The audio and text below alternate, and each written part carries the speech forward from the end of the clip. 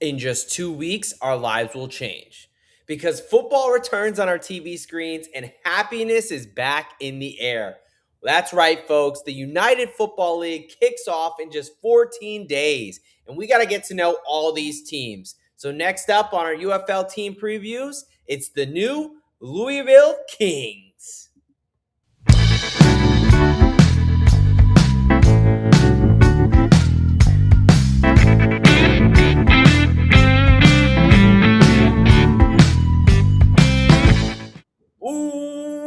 Welcome, football fans, to another edition of the D-Gen Docs. What is up, folks? I am your host, the D-Gen Doc, and this is another special UFL edition of the D-Gen Docs here. We are continuing on. Look, just 2 weeks away from kickoff of the UFL 2026 season. We have been on a heater with these team previews. We've been doing everything we can to get you ready for this UFL season, get you as excited as I am here. Look, folks, if you're your first time joining us, cheers. I keep saying us. I'm used to doing this show with a host, but obviously, as you can see, it is just me. But so if I say us, it's me, it's the show, it's the channel, it's all of me, us together. But hey, this is going to work is we already did a everything you need to know about the UFL 2026. We've done a 2026 rules breakdown because there is new rules, 4-point field goal, no tush push. There's a bunch of stuff. So check those out. This is our UFL team preview series. So we've done the DC Defenders, the Dallas Renegades, the St. Louis Battlehawks. We've done the Houston Gamblers and the Birmingham Stallions. And now it is time for the first new team of the UFL, the Louisville Kings. That is right. We are going out all about the Kings today. We're going over coaching staff. We're going over roster. We're going over 2026 betting odds. And finally, the outlook for this team. What do I think this team is going to look like in this 2026 season? All right. Without further ado, it's time to go on down to Kentucky and welcome these Louisville Kings. Louisville, whatever. As you can tell, I'm not a native. So feel free in the comments to correct me phonetically. Let me know if it's Louisville, or I know it's not Louisville, but Louisville, whatever it may be. But hey, it is an absolute football town, football city. I know, University of Louisville, Kentucky, University of Kentucky, big rivalry, big sports city, similar to St. Louis. So I think that there's a lot of excitement, and we'll get to that and what that's going to look like. Because, this is a team that they've got a lot of, exactly, excitement, things going around. And I think the way that is shown, so we'll go over their stadium first. They are playing at Lynn Family Stadium this season, which is a soccer stadium for the soccer team. We're seeing a lot of these soccer stadiums. First of all, let's just take a moment to appreciate how beautiful of a shot this is. It's an absolutely gorgeous stadium there, as you see the river, with the city of Louisville right in the background. This is an awesome shot. So hopefully we get some, this looks like a great stadium to go ahead and catch a game.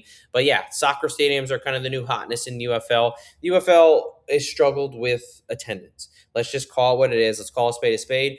And a lot of it has to do with these large stadiums that unfortunately, weren't being able to be filled out. I mean, 40, 60,000, that's just a little bit unrealistic. However, we can get 10 to 20,000 if let's get these smaller stadiums, really encourage fan interaction and get some cool home field environment. So they're kind of reducing the stadium size, going to a lot of these soccer stadiums, like DC Defenders at Audi Field. They obviously the home of the beer steak. Coolest thing comes up when you got real fans there trying to create a home edge. So excited for this one, and I think the people of Louisville are excited. That's what I'm going with, folks. I'm just going with Louisville for the sake of the show. Like I said, let me know in the comments if you are a Louisville native and you would like me to say it differently for the rest of the season. But look, this is a snapshot of the week 1 game between the Birmingham Stallions and the Louisville Kings. It is mostly, there's a lot of these, especially the lowered bowls on both sides. There is not a lot of seats left. So that was a couple weeks ago. So they are honestly selling out the best out of any of the teams at least a couple weeks ago. So shout out to you. And if you're in Louisville, get excited for this team.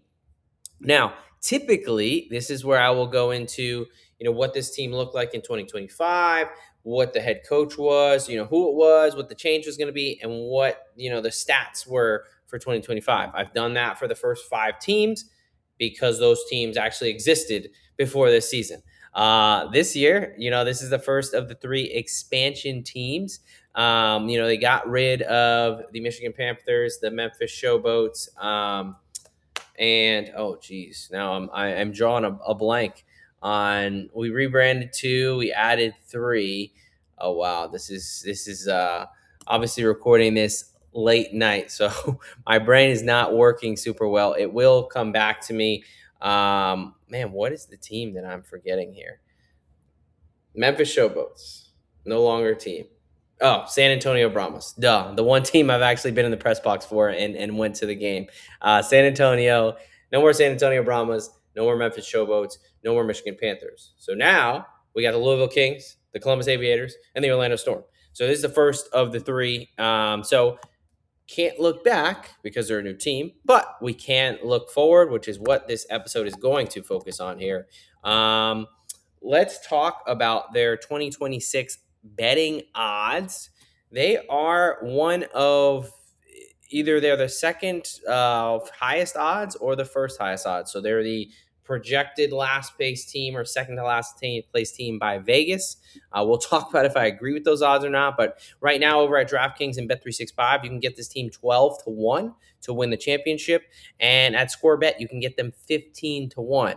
Now, this is one where we got to understand the playoff format. So back in, last season and the seasons before, it was two conferences, USFL, XFL. Obviously, the teams coming from the XFL, teams coming from the USFL. Top 2 teams in each conference would make the playoffs.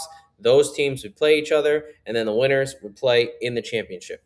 So there used to be, a nice value in the sense of, hey, we've got 3 or 4 stacked teams over there. But the teams from this other conference, 2 of them have to make the playoffs. So, it may not be the best teams that you're going for. You're trying to game it a little bit to get yourself some value there. Well, now it is just very simple in the fact that the top 4 teams in the UFL will make the playoffs. They'll seed them 1 through 4. 1 will play 4, 2 will play 3, and then the winners will play in the UFL championship. So a lot simpler of a playoff system, and I do like this change going into this year. But all right, and a quick, got to show off the threads, got to show off the uniforms for the Louisville Kings here. I think they did a pretty decent job with these. I think I'm not a huge neon orange, green, or not orange, excuse me, yellow, greenish guy, but I mean, it blends in with the logo. It is a nice touch. I don't hate it. It's not my favorite, but I think they did a decent job of trying to get the colors in there. Again, don't know if that screams like intimidating football uniform, but hey, it's the UFL. It's they're trying things out, so hopefully the fans enjoy it. Now, let's talk about the guy who is going to be heading up this Louisville Kings, and that is head coach Chris Redman here. Now, if you are from Louisville, and correcting me on how to say it, you also are probably very familiar with Mr. Chris Redman here, because not only was he a star quarterback at the University of Louisville, but he was also a guy who grew up in Louisville. So, like, when most of these graphics for the UFL, they say like, welcome coach blah blah blah to be our head coach. This literally is saying welcome home, Chris Redman, because it's very true based on the story here. And the UFL is really going into these local homegrown ties. We saw the AJ McCarron angle. We've seen now Chris Redman. There's going to be another team that I'm going to go over here in the next week or so that also has some local ties. So that is a big thing. So he grew up in Louisville, played high school football there at Louisville Male High School. He was a star quarterback at University of Louisville. holds multiple passing records, and it was inducted into the Louisville Hall of Fame. He was in the NFL. He was mostly a backup. He does have a Super Bowl ring with the 2000 Baltimore Ravens there as a backup quarterback. Then he stopped playing in 2007.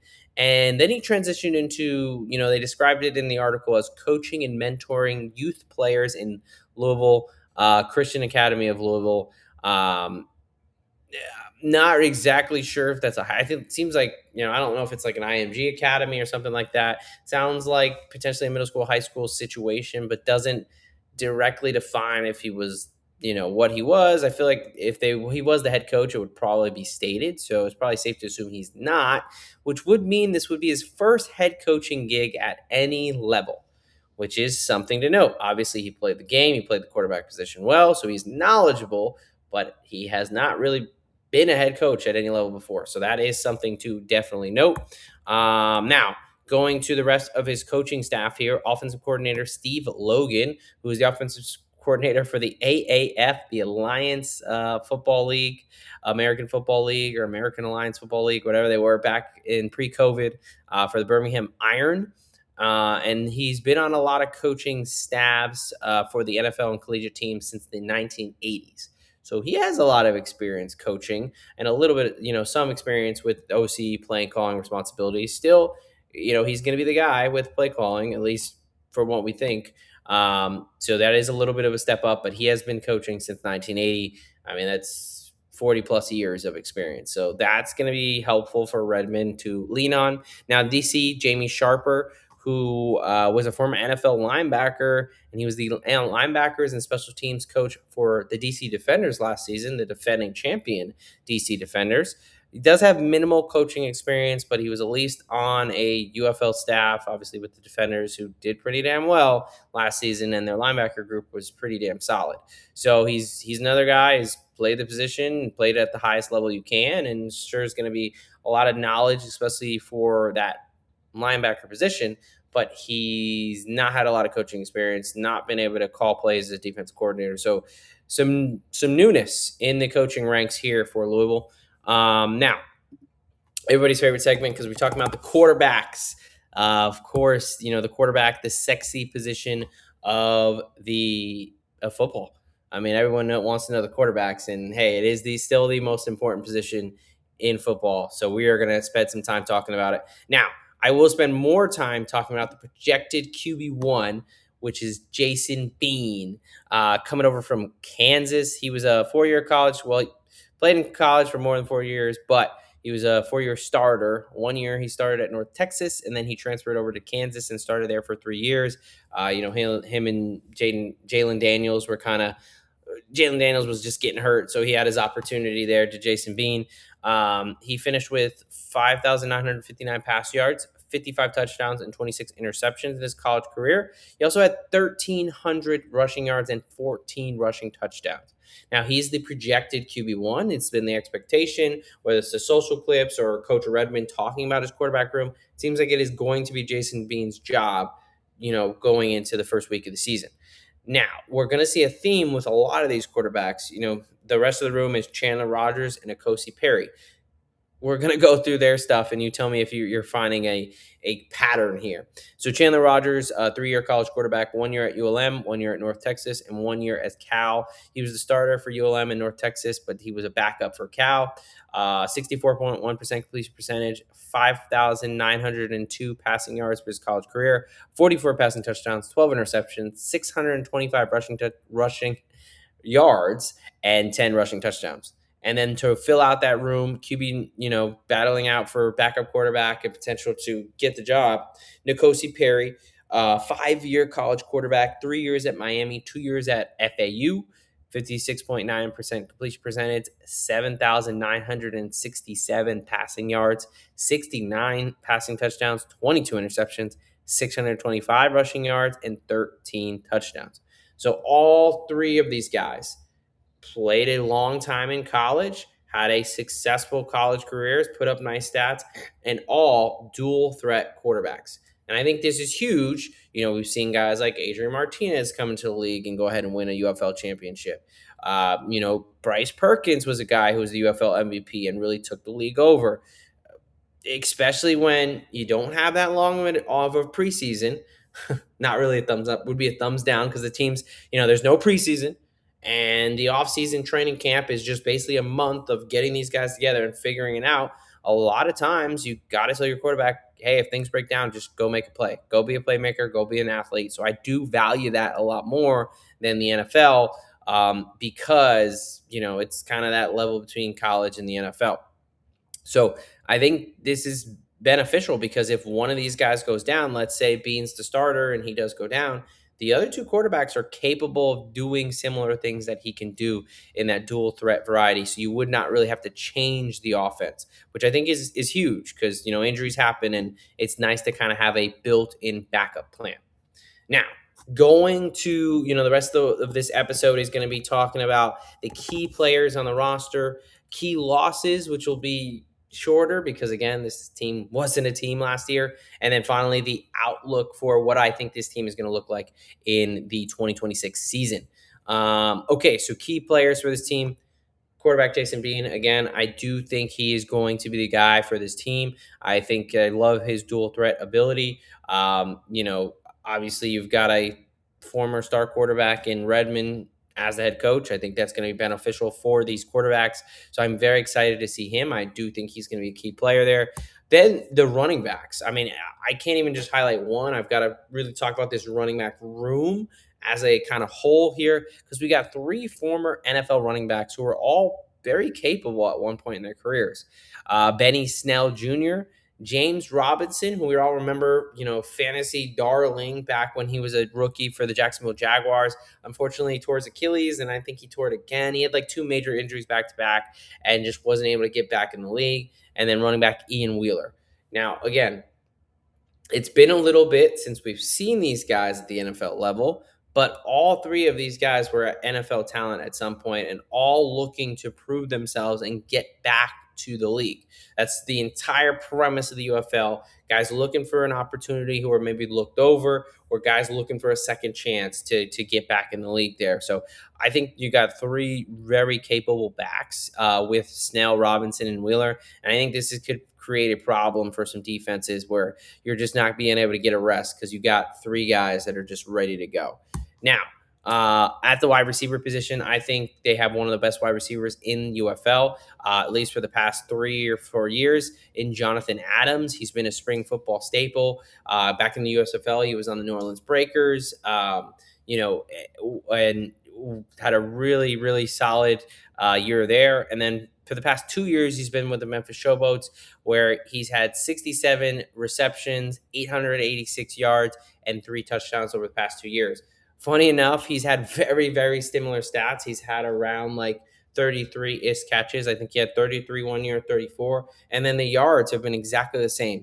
He had 443 yards in the past 2 seasons, which is kind of just a weird anomaly, kind of incredible that it hit just on that number twice in a row.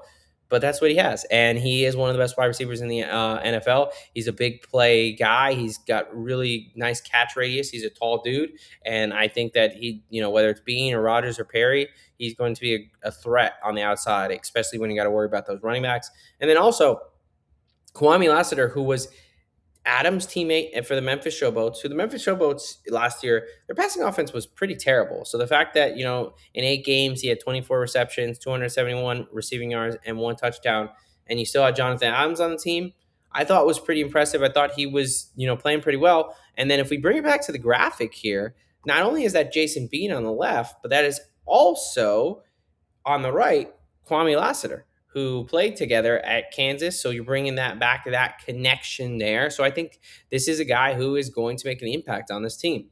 And then kicker, I told you every team, I'm going to talk about the kicker. You got the 4-point field goal. You got now you can kick a 1-point extra point like the NFL. Kickers are valuable. Kickers, return specialists, very valuable in the UFL. Punters, not so much. But the kicker, Tanner Brown, 2-year place kicker for Oklahoma State. He was 39 and 44 in his 2 years, 88.6%, almost 89% from field goals. Only along a 52, though. Probably not a guy who's going to be doing this 4-point field goal, 60-plus yarders. But he was 78 for 78, 100% in extra points. So an extremely, extremely accurate kicker. Maybe not the biggest leg, but a very accurate kicker in his college days. Now, on the defensive side of the ball, let's talk D-line. Defensive tackle Josiah Brunson, who comes over from Memphis. In the past 2 seasons with them, he's had 40 tackles, 5 TFLs, 1.5 sacks, 1 interception, and 5 pass deflections. Now, I mean, for a defensive tackle, to get your hands up, that's huge. 5 pass deflections from the defensive tackle spot. That's pretty damn impressive. Obviously, the dude's getting his hands up. Hey, if I can't get to the quarterback, let me go ahead and try to bat this ball down. And he had 4 just last year alone. So obviously a skill he's picked up, and especially with these quarterbacks who, maybe they're not as big. They're not the prototypical quarterback, which is why they're in the UFL, harder to see over. These pass deflections can really kind of help this defense. Now the other 3 guys I'm going to highlight on defense, all defensive backs. This is a team that their defense is going to be led by their secondary. They've got, cornerbacks on either side, Cam Dantzler, and the other cornerback, Eric Garrar. Now, both these guys are coming from the Memphis Showboats. Memphis Showboats, although they were a pretty terrible team last year, they had the number 1 pass defense in terms of yardage allowed. They let up the least amount of pass yards in the entire league. Now, part of that is they had the worst rushing defense, so they did let up a lot there, which is why they were a bad team. But still, they really, in the secondary, that was probably the highlight of their team. They were not letting a lot of yardage up. And Cam Dantzler, who was a former 3rd-round pick for the Minnesota Vikings, he is a big reason for that. 6 games played last year, 15 tackles, 1 pick, 1 pass deflection, and 1 forced fumble. And then Eric Gurr on the other side, he had 28 tackles, 1 TFL, and 4 passes defended. So again, bringing back some cornerbacks for the top, pass defense, not a bad recipe for success. Also, safety Rashad Williams from the Houston Gamblers, who had 33 tackles, 2 interceptions, including a pick 6, 7 pass deflections there, and 1 forced fumble last season. So that is a guy who can, fulfill the stat sheet. You also got Kenny Robinson, a longtime Birmingham Stallion, who's been on one of those defenses that have been really good, championship level good. This secondary is ball hawk city. I expect a lot of man defense and allow them to, kind of load that box up and be able to really challenge these wide receivers across the league. So this is a team, this defense is absolutely going to be led by their secondary. Now flipping the page to the losses. Now, again, this is kind of a little bit of, I don't want to say conjecture, but they weren't a team last year. So it's not like in the other team previews where, hey, this is what they were last year, so this is what we're losing, blah, blah, blah. This is just guys that, for every team, you can draft in the NFL, right? You draft guys, but not all of them are going to report whether they get a job or a shot with the NFL. They just don't want to play. They want to retire, blah, blah, blah, whatever. So they only had 74% of guys who they drafted show up to training camp, at least as of February 22nd, which not the best, kind of one of the bottom of the leagues there. Most teams closer to 80, 85%. A guy like Kellen Ballage, running back. Now, before this running back room kind of filled itself out, this was a bigger loss. Ballage was a capable running back last year for the Renegades. He is not returning, not playing for the Louisville Kings this season, but this one, not as big of a deal. Some offensive linemen they drafted, center Doug Kramer, guard Logan Bruss, not going to be there. This is the big one. Let's talk about this. Wide receiver Lynn Bowden Jr., a guy who the Kings have been using for their fan rally. He's been a fan favorite. He's a former University of Kentucky star wide receiver, kind of do-it-all guy, kind of, I want to call him a scat back, but do-it-all guy, right? Swiss Army knife, Taysom Hill type. Unfortunately, he's been released. I don't exactly know why, if it was just a performance thing or whatever. He kind of put something on Twitter like it's not very happy about it. And it was just kind of a weird thing because of how much he's been interacting with the fans, which is great. And like how much the team has been encouraging that and him at the fan rallies. It's like, why would you cut that guy? But I mean, hey, cut day for the UFL is the 19th. So they are going to have to cut these rosters down from 64 to 50. So, hey, there are going to be some guys that get cut. So they've got it some decent other wide receivers. Maybe they just didn't see a role for Brown Jr. in his offense. We'll see if he plays anywhere else to kind of get his revenge on Louisville. All right, we're going to round this out with what question marks do we have for this team and what is their 2026 overall outlook? So, can this three-headed monster running back room be effective? Will the offensive line hold up enough to let them go? Are we going to see, again, this is three capable backs. What's that rotation going to look like? How are they going to really use that to be most effective? Is there going to be a lead guy? I do think, in order for this team to reach their potential, the running game has to get going. Bean is a solid passer, but I think one, the threat of his legs, and two, the threat of a run game are going to really allow for some of those bigger plays to open up down the field to Lassiter and Adams. The other thing is, can head coach Redmond utilize his dual threat quarterbacks? He clearly, through the draft, through how he's picking up in the offseason, he's got a type of quarterback. Dual threat, successful long college careers, dual threat quarterbacks, they can throw the ball, but they all have that element of being a dual threat. I think that is huge. We've already seen some videos of them implementing the read option. I think that is great, especially if you can get that timing down. Again, only a month to kind of put all this together for everybody. So to have to defend something like the read option would be pretty tough for these defenses to figure it out in a week when they're just trying to get their base packages set up and in place. So can he utilize the dual threat quarterback to the best of their ability? And then finally, can this defense produce enough pressure or stop the run for this secondary to really play up to their potential and take over these games? Because I do think they have the talent in the secondary to really make an impact on defense. However, if you're not stopping the run like Memphis last year, they couldn't stop the run. So yeah, it was great they were against the pass, but they were still a bad team because you could run all over them. And can they generate pressure where these guys aren't having to cover for 5, 6, 7 seconds down the field? So that's where I got a couple question marks there. Their defensive line on paper does not look the most stout.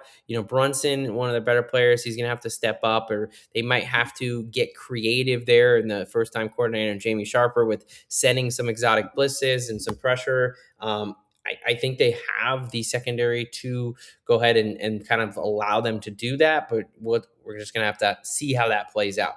Now, my 2026 outlook for the Louisville Kings, I think they are an undervalued team. I think that I am buying into this offense with Jason Bean, the dual threat quarterback. You got the three-headed monster running back room and one of the best wide receivers in the game in Jonathan Adams. I'm also buying into a very, very solid secondary that's going to be able to play that man-to-man, load the box, bring some pressure, force the quarterbacks to make quick decisions, and let these ball hawking defensive backs go ahead and create chaotic plays, create those turnovers. So, typically the first-time head coaches, I'm not quick to jump onto. I kind of broke down some of the other ones, and you'll see there. But I do think, one, I don't think this is the worst team in the league like the betting markets are saying. So I do think there is value on the Louisville Kings. Two, I think they are going to have a legit home field. Again, their fans, the city of Louisville is a sports city. They got the Derby there, and they got the two college teams. Like, they're looking for something to root for. I really think that this could hit pretty well, and I think that they can have a real home edge there. So I like this Louisville Kings team. I do think that right now they're undervalued. I think that they have a shot to be a playoff team. I'm not saying that they're my number one on the power rankings or anything right now, but they're definitely closer to the top half than the bottom half, which the betting markets and everyone generally is saying this is going to be either the worst team or the second worst team. And I don't agree with that. I like their quarterback room better than most. I really like, the running backs for wide receivers. And I think their secondary is going to create a lot of, they're going to make offenses one-dimensional, which is going to allow them to, use the exotic blitzes and create some of those turnovers. So that is where I have this Louisville's King team for the 2026 season. Now, what is next? Well, you could probably guess because this is team preview number 6, and there's 8 teams. So we got two more team previews to go with the Columbus Aviators and the Orlando Storm, the other two new teams to the league. And then I'm going to do the season starts in 14 days, 2 weeks out. I'm going to do a final, last kind of wrap up finale episode where I'm going to give out my power rankings and the two futures that I've bet on, and I would advise you to bet on there as we kind of do an overview. And then as we go into that first week and the rest of the weeks, what this show has been for the past couple of years is it's a show where every week I break down all four of the games. I give out, my favorite bets as far as spread, money lines, over under, things like that. Talk about injuries, talk about the game, break it down, analysis, things like that. Said that about 15 times now. Apologize. But this season, we will see about the props. First season, 2024, just kind of fantasy projections, underdog prize picks, stuff like that. Then last season, you've led by ESPN Bet because that was one of their partners, which isn't really a thing anymore. So we'll see. But ESPN is doing a betting show, so I have a feeling there's going to be some betting, right? But the props market came out. It wouldn't come out until late in the week, though. Kind of too late for me to add it to my recording, so I would just post my plays over on X. Another reason to follow me at the DGen Doc.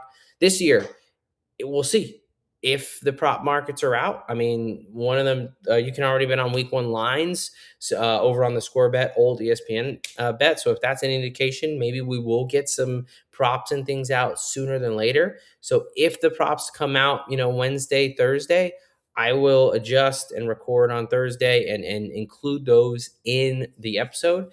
But if they're not coming out until Thursday night or Friday, then it's just going to have to be record earlier in the week, do the bets that way, and then from there post the plays on X. So we'll see. We'll find out in under 2 weeks. But this was the Louisville Kings team preview. Make sure you check out all the other team previews, and all you Louisville people, let me know. Is it Louisville, Louis? I know it's not Louisville. So let me know how I should say it so I don't look like an absolute buffoon. But you know what they say, folks. A lock a day keeps the bookie away. And here at the DGen Docs, we've got your prescription from Doc here on DFSG Plus. Out.